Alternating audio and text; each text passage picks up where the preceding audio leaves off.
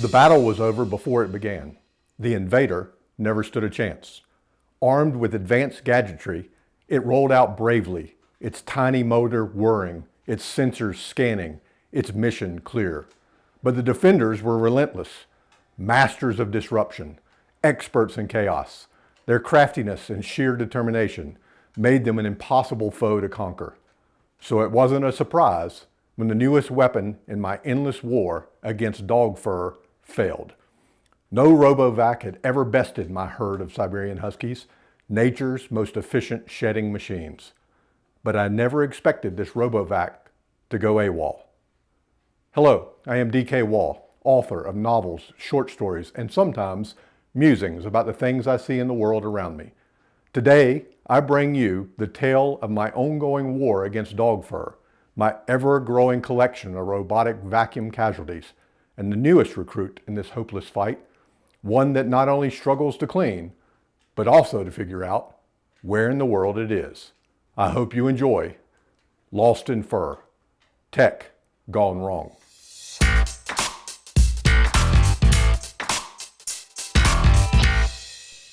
We live in an age of technological marvels designed to make our lives easier.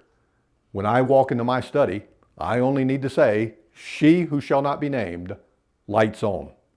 And about 60% of the time, the lights actually turn on. The other 40%, they might flicker in another room, refuse to cooperate altogether, or if I'm especially unlucky, illuminate my neighbor's house instead. Oh, and if you're wondering, no, my smart home device is not "She who shall not be named." No, I use that ever-present, ever-listening device from Amazon called Alexa. Well, I can't say her name. If I do, my lights will go on or off.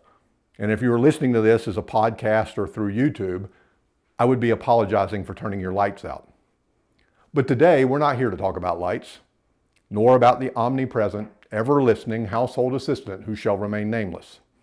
No, we're here to discuss robovacs, the brave little soldiers that roll across my floors in a valiant but doomed attempt to keep up with the relentless shedding of my Siberian Huskies. For the uninitiated, let me explain. A Siberian Husky is nature's perfect fur-producing organism. A single husky can shed more than its body weight of excess hair every day. Since I always tell you that my stories are 100% true, except for the parts I make up, you know you can trust me on this fact. But I don't have one Siberian Husky. 4. Yes, 4 live under this roof. Daily vacuuming is required, or I would need to rent excavation equipment from time to time. That explains why I've gone through so many robovacs. Technically, I haven't killed them. My dogs have. I just bring the robovacs home as an offering like a well-meaning but misguided cultist and let the inevitable play out. Most recently, another robovac bit the dust, which for a vacuum feels a particularly ironic expression for its demise. I performed emergency surgery, removed the rollers, untangled fur from its gears, replaced the filter, still nothing. So I went deeper. Removed the protective shield, examined its tiny mechanical innards, and performed vacuum CPR, complete with desperate resuscitation attempts and whispered last rites. Nothing, which sucks, or considering this is a vacuum failing to do its job, doesn't suck. Things escalated.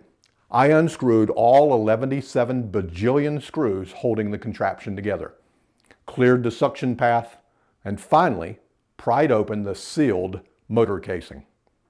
Supposedly sealed. Inside, I found enough husky fur to build a new dog. Once defurred, I put it all back together, minus a few leftover screws that I still have no idea where they were supposed to go. Not surprisingly, she remained unresponsive. The dogs rejoiced. Realizing I was once again at risk of drowning in Siberian tumbleweeds, I ordered a replacement. Over the years, I've tried every brand. Some you've heard of, many you haven't. This time, I went with a big name model. Not naming names, of course. They're not sponsoring this, and quite frankly, after hearing this story, they probably never will. nor do I particularly enjoy lawsuits. Let's call this the Dumbo 2000. When it arrived on our doorstep, we unboxed it with excitement. Dual rollers, a powerful motor, even a mopping attachment. The debris container, however, gave me pause. It seemed of a sufficient size for a household with no pets, or maybe a gerbil or two in heavy shedding season. But for controlling the fur production of 4 Siberian Huskies, I had doubts. Nevertheless, we pressed forward, downloaded the Dumbo 2000 app to my phone, created an account and an impossible to crack password in the event some hacker tried to overtake my house by appliance, connected the robovac to Wi-Fi successfully after only 7 tries of typing the equally complicated password for my home's internet. After ensuring the smart device was connected to its global overlords, I sent the robovac on its grand initial mapping expedition. For the next hour, it zigzagged through rooms, shooing dogs from their napping spots. Then my phone pinged with a new message: mapping complete. With excitement, I opened the newly created map on my phone. It vaguely resembled a house, like my crayon creations in kindergarten. It was missing only the chimney with the squiggly lines of smoke curling into the blue sky with a yellow sun. Still, if I squinted and tilted my head, I could almost see our home's layout. Roughly, it had the shapes of the kitchen, dining room, den, and my office, the 4 key rooms of the main floor of our house.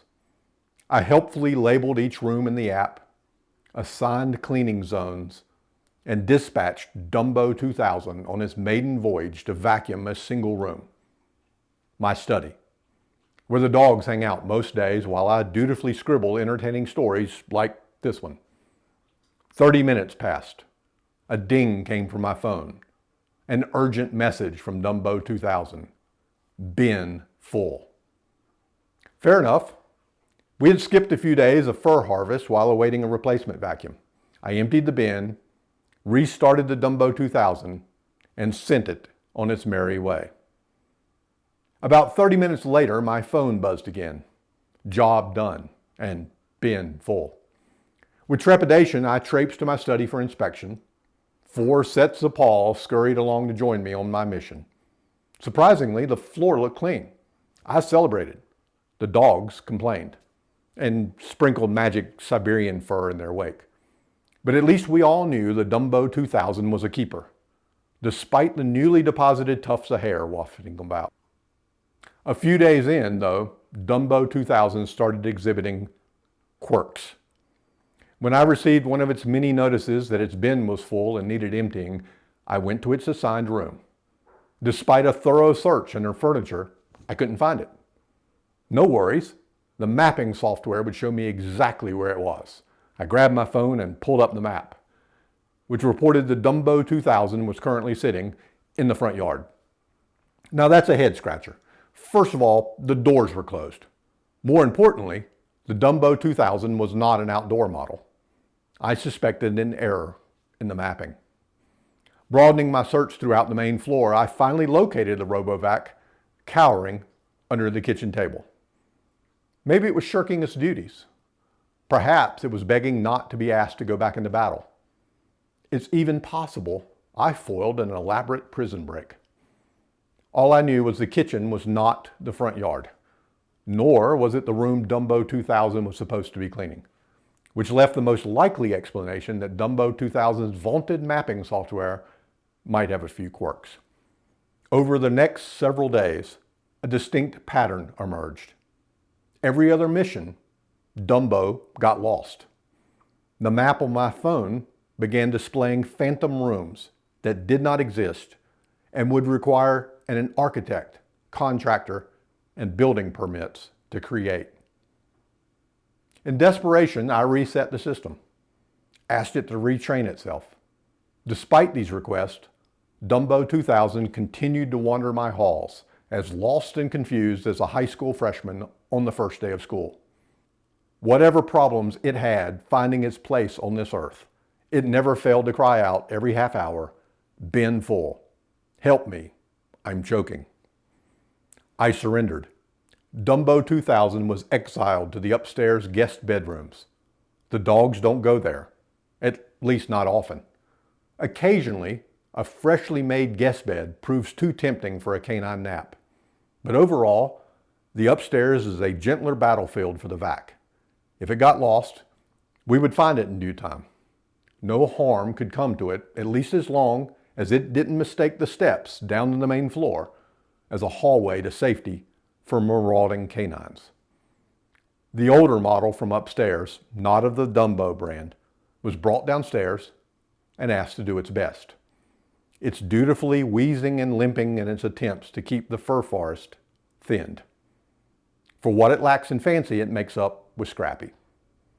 Thinking my saga was complete, I settled into my freshly vacuumed office and pulled up my emails. The Dumbo company had sent me an offer. The message, I kid you not, read, "Need accident protection? For a small fee, we've got you covered. We'll provide you with a replacement robot if you ever need one." I eyed the stairs. The dogs studied me. The Dumbo 2000 whirred nervously.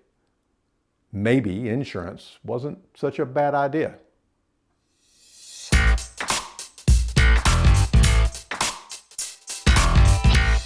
I hope you enjoyed today's musing, Lost in Fur, Tech Gone Wrong.